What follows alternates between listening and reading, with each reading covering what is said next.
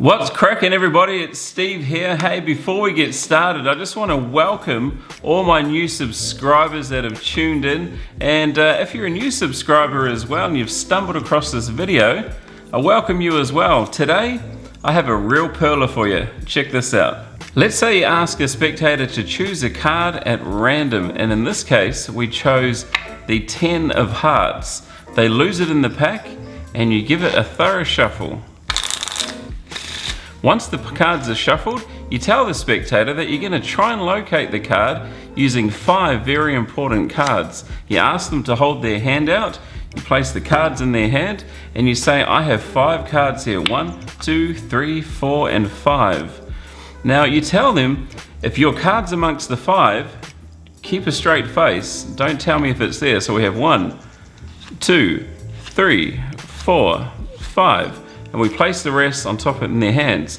And you show those cards again. You say, I have 1, 2, 3, 4, 5 playing cards, and say, was your card there? They will obviously say yes. You snap your fingers, you give them a twirl, and you say, look, I now only have 1, 2, 3, 4 playing cards. And you ask them, is your card there? They will say no.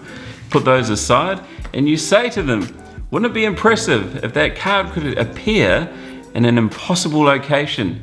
You take the cards back from the spectator, give it a snap and a spread, and their card has ended up in the middle of the deck. And let's learn how that's done. Alright guys, so here is the explanation to what I call the impossible location. And believe it or not, this trick is actually very, very easy. There are only 3 sleight of hand moves that you need to know. The first one is a card force, and you can use any force that you like. I'll go over one for you. The second one is, it's a move that I don't even know the name of. So if you see the move, when you do, leave a comment down below and let me know what the name is if you do. And the third one is a false count. Okay, so let's get into it right now. First thing you need to do is force a card on a spectator. This trick requires no setup whatsoever, okay? So the force that I usually use is a Riffle Force, where basically you just have to remember the top cards. So throughout this explanation, we are going to use the Queen of Hearts. So let's say after the spectator has shuffled the cards, we've got the Queen of Hearts on top. All I do is hold it in mechanics grip. I flip the cards over, and I take a little peek at the Queen of Hearts right there. And so, now that I know it's the Queen of Hearts that I'm going to force, I swivel cut the Queen of Hearts into my hand in mechanics grip, place the rest on top, and hold a pinky break underneath. Very, very simple. And all you do is just riffle down and tell them to say stop. Wherever they say stop, you push those cards together, you grab at the pinky break, and complete the cut, and then you've got the Queen of Hearts on top. Okay, now they think they've chosen the card at random. So once you've forced the card, you tell them to shuffle them, and so they give it a good shuffle, and then you explain to them that, look, I'm going to use 5 cards to help me locate your card that you've just chosen. Now the secret here is, I'll give it another mix so it's a bit more mixed up. You want to find the forced card. In that case, it's the Queen of Hearts, which is near the bottom here. You then want to proceed and take 2 cards that are underneath the forced card. Okay, so you just want to take 2 that are underneath and take that pile and place them on top of the pack. So now you have the 5 cards. So you have 1, 2, 3, 4, 5. The reason you take those 2 cards underneath is because you want the force card in the middle of the 5. Okay, I'm going to do that one more time. So you say to the spectator, I'm going to use 5 cards to locate yours. You find the forced one, which is right here, and then you take 2 that are underneath and place them on the top, because you want the queen or the force card in the middle of the 5. So now you're at this point. You've got the 5 cards that you need on the top. You swivel cut those cards into your hand, and then you place these into a spectator's hand. I highly recommend that you place that pile in their hands, because it's a lot more impressive at the end when you do the reveal. So now we're at this point. You say to the spectator, I have 1, 2, 3, 4, 5 playing cards. Flip them all over as one. If your card is here, keep a blank expression. Don't tell me it's there. You then proceed to do this move right here. So you take 1, 2, just a mechanics grip, and then when you see the force card, because you know it's going to be in the middle, the third card, you take it, but you catch a pinky break underneath it. Okay, so I'll do that again. You go 1, 2, 3. This one gets a pinky break right underneath. Why? Because as you go and put the Jack of Spades or the next card on top, you're actually going to steal that Queen of Hearts with this pile. Watch what happens when I put the Jack of Spades on top. I've just stolen the Queen of Hearts, which is now underneath this pile in this hand, right there. Okay, I'll do that again for you. So let's get that into position.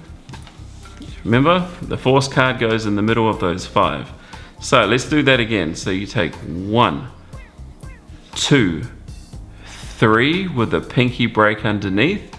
As you go and place the 3 of hearts on top, watch carefully. This one here goes on top. At the same time, you grab where the pinky break is, and then you take the final card on top like that. You take the final 2, sorry. And then you should have the force card on the bottom of this pile. Now, if you know the name of that move, please tell me in the comments, because I have absolutely no idea.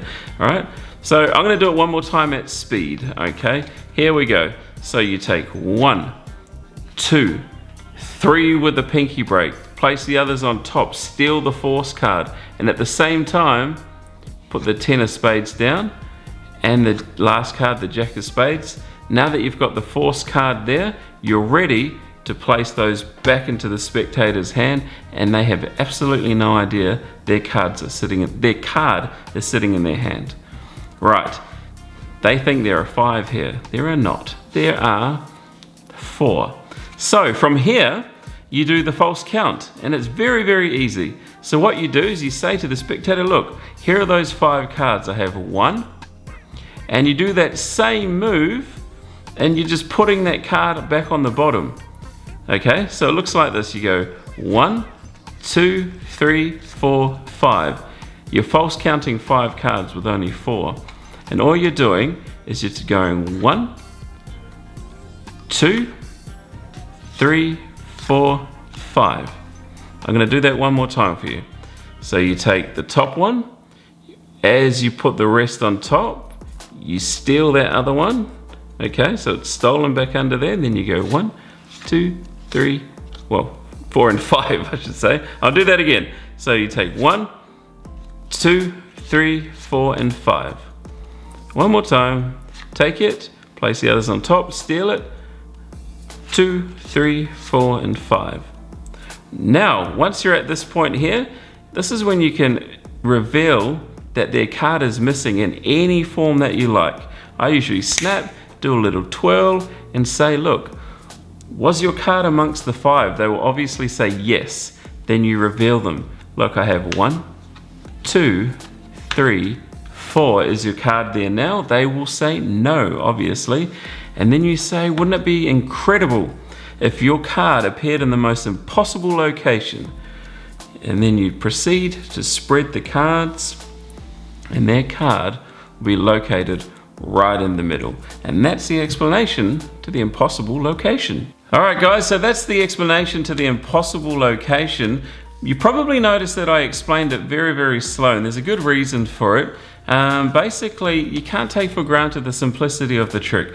The force, you can use any force you like. That move, please tell me what the name of that move is. And also the false count. They're very, very simple, but you can't take it for granted, okay? So make sure you practice those moves a lot.